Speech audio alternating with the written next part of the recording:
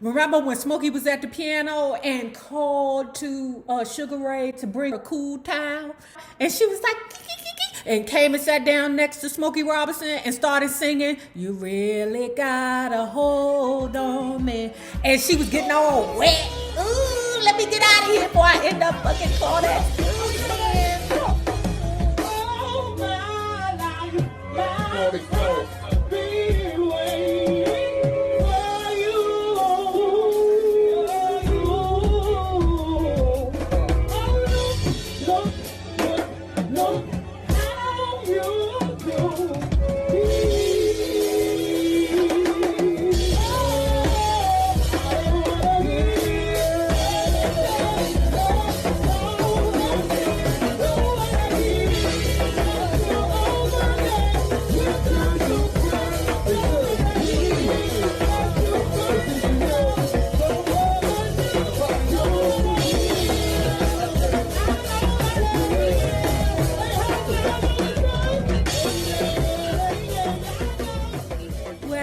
Hello there, love bugs. Hello there, bellas. If you have not already done so, please remember to like, share to Facebook, subscribe, and visit uptopbeauty.com. Today's lookies are my fingertip rings. Ooh, so sexy. I told y'all I liked them better when my nails were done. Y'all know I don't get my nails done. I just go to the Target or the Amazon.com and buy me some Lee press-ons. Love them.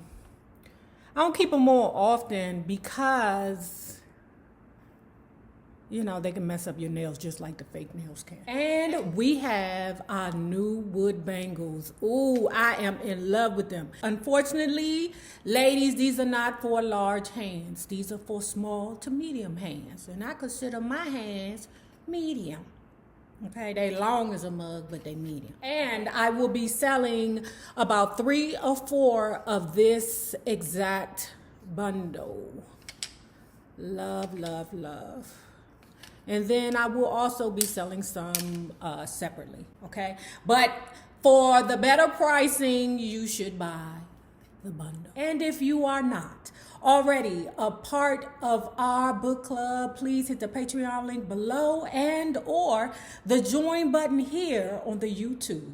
And for a small monthly fee of $5, you babies, yes you, can be privy to all the shenanigans before the YouTube gets it, if the YouTube gets it. Now, let's talk about, the Diana. Call her Miss Ross.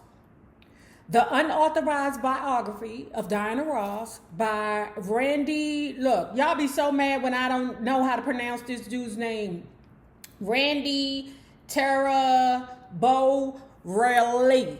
Okay? You ain't never read a book like this before. Nah, never read a book like this before. Anyway, y'all, I ain't finna give y'all a step-by-step of Barry the Gordy's life, okay? If you want that, you can go to the Murray Wilson playlist or the Sugar Ray playlist, me, Barry, and Motown, and get all that, okay? Now, what I will do is talk about some things maybe that we did not know about Booker Barry. Barry Gordy Jr. is actually a third and not a junior. His great-grandfather was white slave owner Jim Gordy, whose union with a black slave named Esther Johnson resulted in a mulatto baby boy, Barry, born around 1854. When he was a teenager, Barry married Lucy Hellman of black and Indian descent. During their marriage, Lucy became pregnant 23 times, but only 9 babies survived, including another boy, Barry II, born in July of 1888. I think that's his sticky fingers pappy, okay? Because remember, his pappy can't keep his hands off the young girl. So now we see where Barry the Gordy gets it from, okay? No, pappy, you can't go in the room with that little girl. That's illegal, nigga. Or maybe it wasn't back then. When Barry II was 25 years old, his father was struck by lightning and killed. Barry II took over the family enterprise and was soon considered one of the shrewdest, most powerful businessmen in the county. Okay? You see that?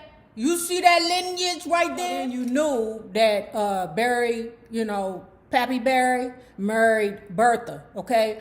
Come to find out how old was he? He was 30 and she was 19. Okay, it's legal, but it's still, a good, time in between the two people. And I think that's because men think, the younger they are, the more that they can, coerce the young girl into being exactly who they want the young girl to be, i.e. a slave. Now, moving forward, we know that Paul Barry and Meemaw Bertha were together a shrewd team. He became successful in his business, and then she went on to work with, what did she do? The life insurance company in Detroit, okay? No. The Friendship Mutual Life Insurance Company in Detroit. Berry Gordy Jr. decided as a teenager that I'm not going to work on a job for 8 hours a day, because that ain't where it's at. That's a lot of Sagittarians. They don't want to work for nobody. They've ever gambled their way through life and take chances on, different endeavors. Though Barry was a decent and powerful boxer by the age of 18, his career in the sport was limited because of his size, 5'6" and 126 pounds. Ooh.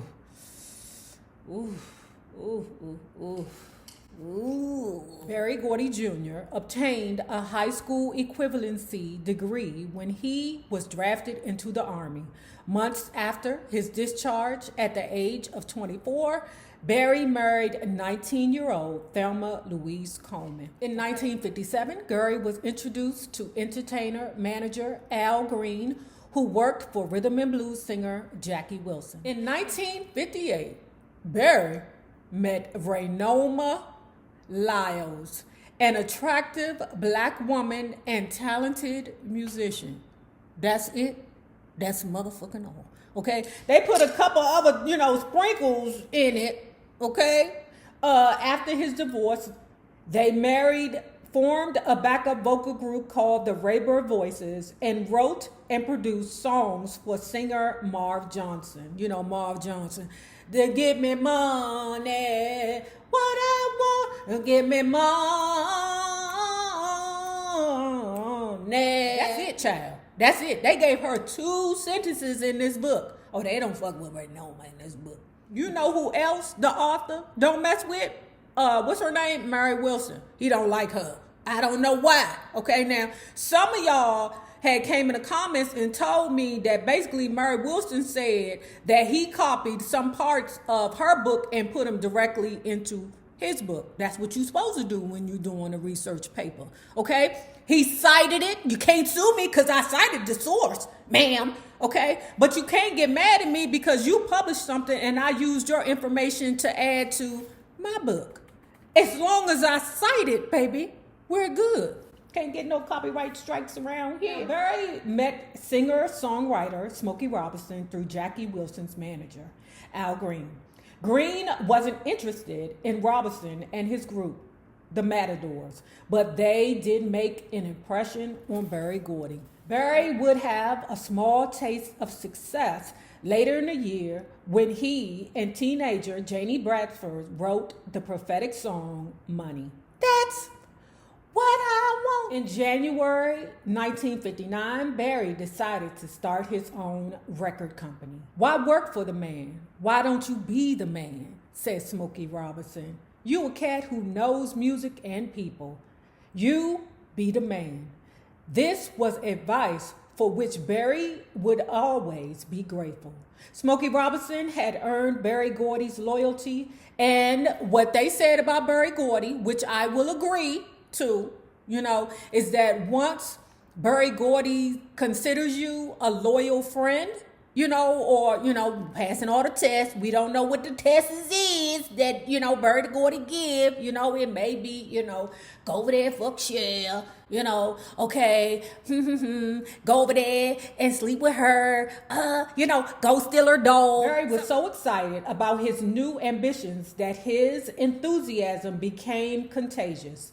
Soon, all of the Gordy family members was contributing to Berry's dream. Berry was already learning how to manipulate others to work for a goal they thought was their own.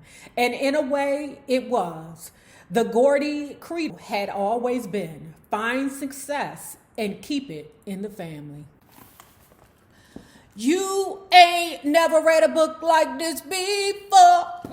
Never read a book like this before. As he told his receptionist, Janie Bradford, I got to get a girl who could be good things to all people. Someone black and whites will all spend money on. Then we can really make some money around here. Let me tell you this part. This part got me knocked out, okay? Because I'm like, how dare Berry Gordy turn down Aretha Franklin? Now, I'm kind of conflicted because I don't really know what to believe. Because in the David Ritz book, we read that C.L. Franklin was like, I don't want my daughter over there with them niggas in Motown. No, that's not good enough for my daughter. And that's how she ended up in Columbia, okay, or at Columbia Records. Now, let me read you what this writer said would happen between Berry Gordy and Aretha Franklin. Berry was first interested in Irma Franklin, one of the Reverend C.L. Franklin's 3 talented daughters. The other 2 were Carolyn and Aretha. Berry and Billy Davis spent hours with Irma, coaching her vocally and teaching her new material. But the Reverend Franklin constantly discouraged Irma in her ambitions and Berry in his for her. Do I think that C.L. Franklin would do that? Yes.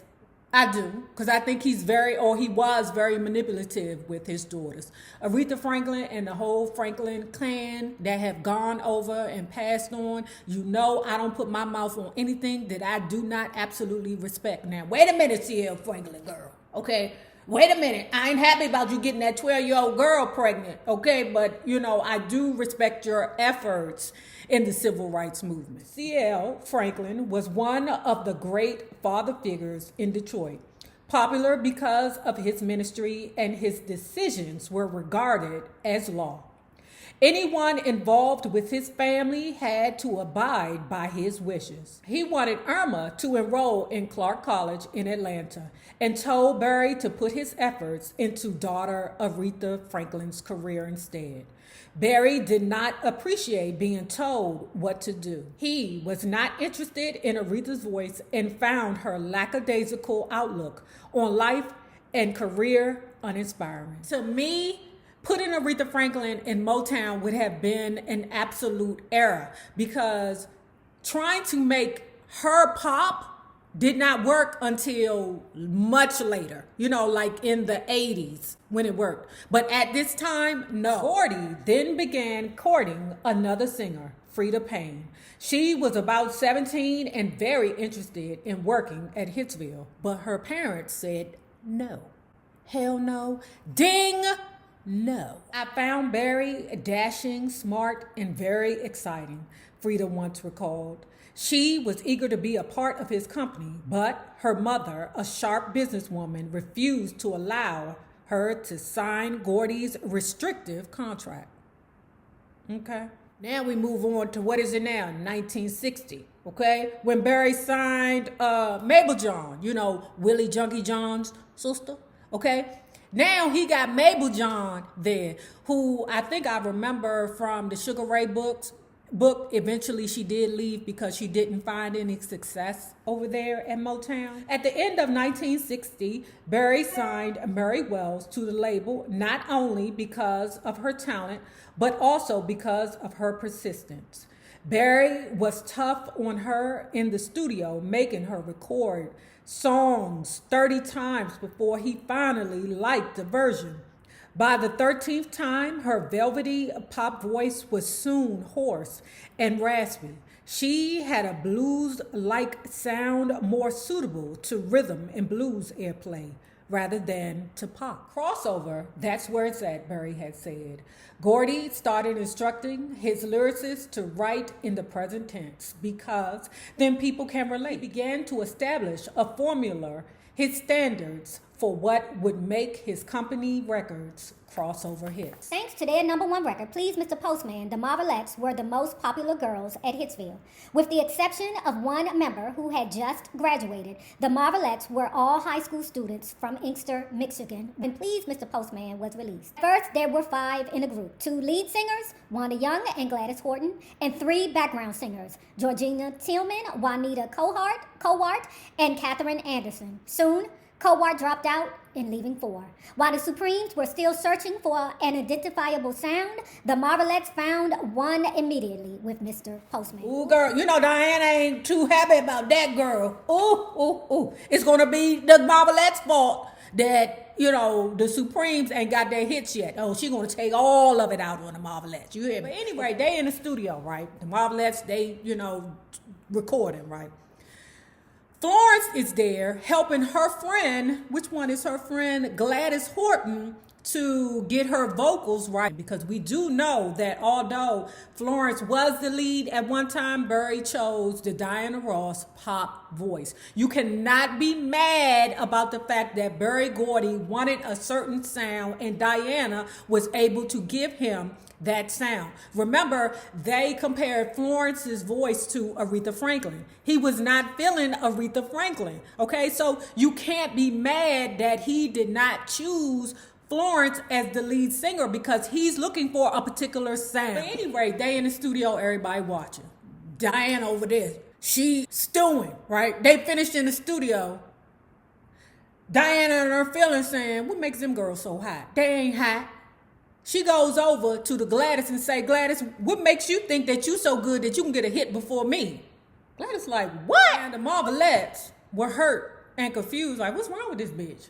What's wrong with her? Why is she so mad for? It ain't my fault that Berry Gordy ain't, you know, cook you up a hit yet. Diana Ross continued directing her comments to Gladys, who was a lead singer and was getting the most attention. Think you're so hot, huh? You think you real good, huh? So anyway, she continues, y'all think y'all so hot, huh? Gladys, you think you hot, huh? Just cause you the lead singer, You think you special because you going on Dickety Clarkety American Bandstand before the Supremes. Gladys recalled American Bandstand was Diana's dream.